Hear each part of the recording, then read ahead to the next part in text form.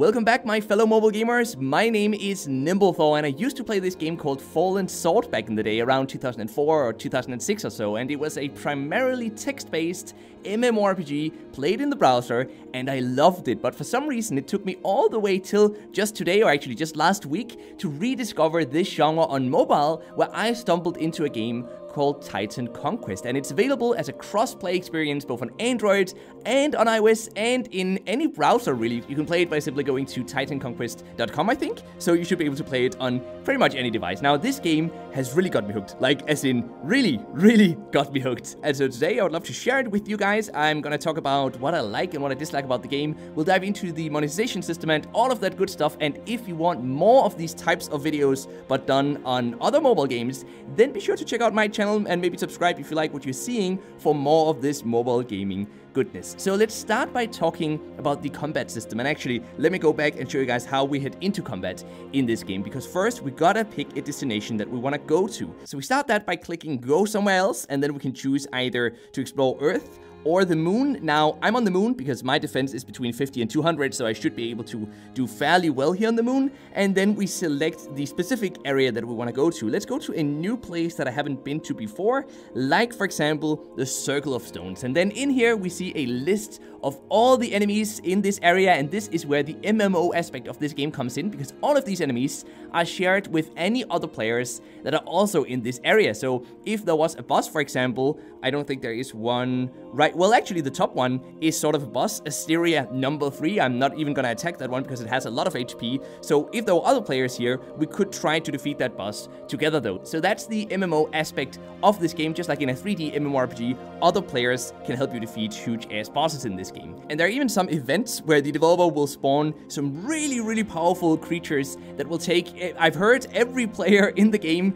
to attempt to defeat, and even then it will take hours of playing to defeat those monsters, and that apparently happens every week or every other week or so. I'm not really high level enough to participate in that just yet, but I am very much looking forward to exploring those aspects of the game as well once we level up a bit more. So while we wait to get to that level so that we can defeat those epic bosses, we're just gonna continue dealing with normal creatures. Now, each of these creatures have a type, and the more we defeat of the same type of creature, the more we rank up in proficiency against that creature, which means we'll earn more gold and we'll earn more XP as well. And we can actually see how close we are to leveling up in proficiency whenever we're done dealing with an enemy. For example, this one right here, the Chiron Black, we need 26 more points to get to enemy card rank 3, and this is the proficiency system that I was talking about. In here you can see all of the creatures and which levels we currently are against those types of creatures. Now, our level of proficiency can actually be seen directly here on the creature list as well. For example, the Python Seeker we're level 0 against, the Python Black we're level 3 against, Chiron Black we're level 2 against, and then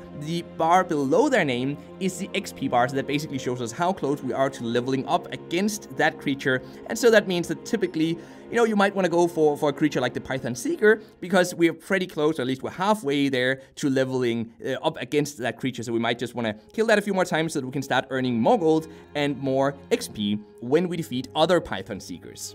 Now, we're not only getting XP and gold though when we defeat these creatures. Just like in any other good RPG, we also earn loot that we can equip on ourselves to make us stronger. We can level it up and all of that good stuff. We're gonna get into that very soon, but first, I just wanted to show you guys which types of attacks we have available here. So we have a primary attack, which is what I have primarily, no pun intended, been using, but we also have a special attack, which uses our special weapon, and we've got a heavy attack, which uses our heavy weapon and heavy ammo. By the way, both for the special and for the heavy attacks, we need a certain type of ammo, and that we do need to buy via in-game gold. And the heavy weapons really deal a lot of damage. Look at this, for example. Let's use it right now, and we actually dealt enough damage to defeat that monster in one hit. We dealt 352 in attack.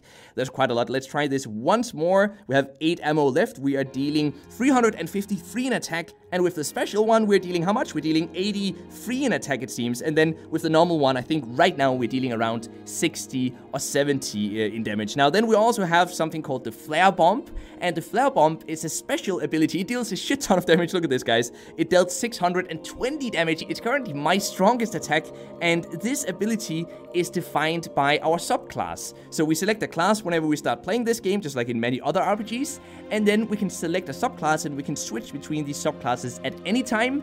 Right now, I'm using the Flare Bomb attack, which comes with the subclass I'm playing as, but we also have other classes that gives us an ability that increases XP versus the monster we're fighting against right now, and one that reduces the enemy attack power. So far, I've found that the Flare Bomb just seems to be the most helpful, at least for normal grinding, that is. Now, let's head back to town here, and we do that by simply clicking the home button here in the bottom of the screen, and then we find this area here called Go Back to the Acropolis, which is our home base. This is our main city, and from in here, we've got more options than I even really want to dive into in today's video, because that would make for a very long video if I had to introduce you guys to everything. But some of its core features, though, we are going to talk about, like, for example, the Postmaster over here, where we can pick up rewards that we've gotten from grinding, and there's some pretty neat ones in here, like, for example, the Drachma Core, permanent 1% Drachma increase. That's really awesome, so we get 1% more gold, basically, when we defeat monsters, and there's an XP core as well, permanent 1% extra XP, and we can just very conveniently click in the top here to collect all of these items at once. And now, as you guys can see, we have 1.1 million drachma. So again, this is the normal in-game gold, and we're gonna use some of this gold now as we head into the Code Breaker, because this is the NPC at which we can decode items that we've received from battling. So this is basically where our loot from defeating monsters ends up, and the loot that we might have gotten from completing missions, for example. Now, we need to decode these items before we can equip them, so we really should go decode them right now. Look at how many there are in here. I haven't really been decoding any items for a very long while because I didn't feel like I needed to, but at this point, I feel like our normal weapon is starting to deal too little damage. So let's see if we can find one here. A primary memory. We actually have 4 of these, it seems, and they cost 15,000 drachma to unlock. So this one here is a rare primary weapon, dealing 46 in attack, which is 1 less than our current one. So let's just dismantle that one, and let's open one more. Hope for the best here, guys. Yes, here's a new one. Rare primary weapon, dealing 49 in attack. It has plus 12% HP, plus 7% attack, plus 7% critical damage, and plus 7% drachma gained from battling, although that seems to be a 22% decrease. So we actually had a primary weapon that gave us an additional 30% drachma when grinding. That was a pretty good one. But let's go unlock a few more of these blue ones, and let's see if we get something better now. This one wasn't really useful, so we're gonna dismantle that one as well. And then for the last one, at least for these primary weapons, we got a new one here. 52 in attack, 10% HP, 8% attack power, 7% XP, 7% evasion, and plus 0% drachma, it seems. Not really sure we want to use that one. Now, we can also decode a lot of these at once. So we could, for example, choose to decode all of the blue ones at once. Let's do that right now. No idea how much that's going to cost, but it looks like we still have 700,000 drachma left, but this was certainly very, very expensive. But now what we can do, though, is we can head over here to our gear section, and we should be able to equip something better than what we've currently got on us. So for the normal weapon, for the standard weapon, I'm gonna pick this Naruka SR7. We're gonna use that one instead. So at least now we'll deal a bit more damage with our normal weapon. Let's have a look at our special weapon as well. We're using the Nox Fury V right now, which deals 62 in attack, but we have one up here, the Chasma LR5.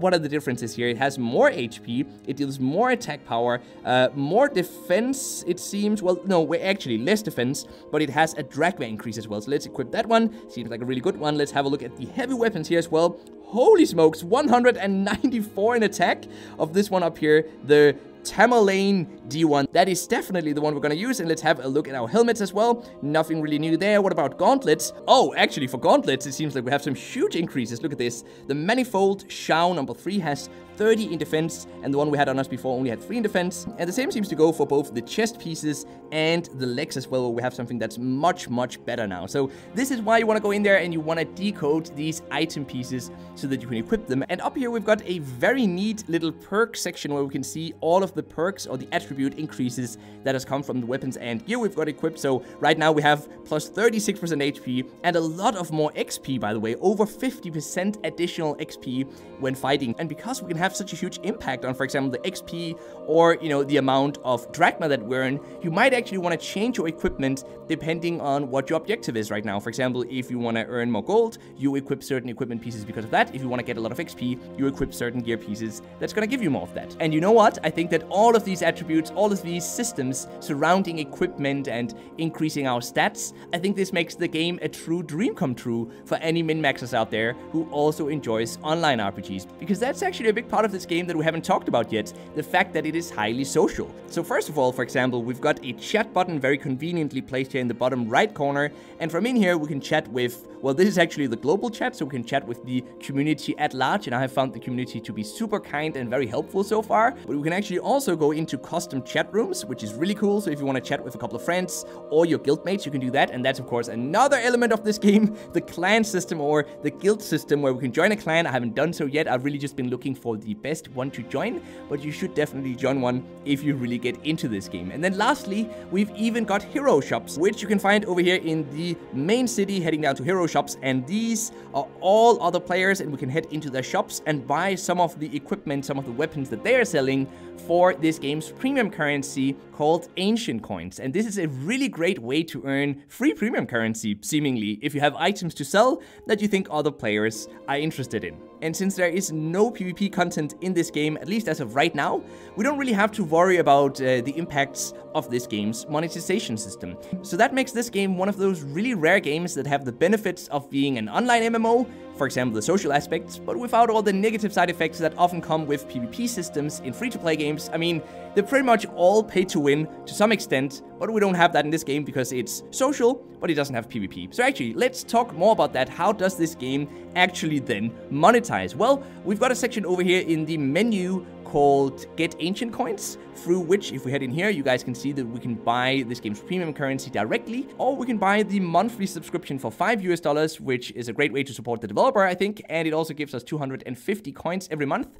and a few awesome customization options and bragging rights, like, for example, a special color in the in-game chat, which I think actually looks pretty cool if you head in here to the chat. I mean, I'm getting kind of jealous just looking at all of these people with different colors, and just looking at the chat, by the way, it seems that many of the active players on this game have actually bought this $5 per month subscription, so it makes me think that this is probably a really good deal. And to be honest with you guys, I'm considering if I should even buy it for myself, because I've been spending quite a few hours in this game already. Now, we do also earn ancient coins simply through killing normal creatures though, and the monetization system really has no negative impact on us as players, especially since there's no energy system, which is very rare, by the way, for these types of games. Back when I played Fallen Sword, there definitely was an energy system, and yes, you could pay to get more energy. Even back in 2004, imagine guys, even back then we had energy systems, but there's none of that in this game, and there are also no advertisements whatsoever. And so I really just hope that the solo indie developer behind this game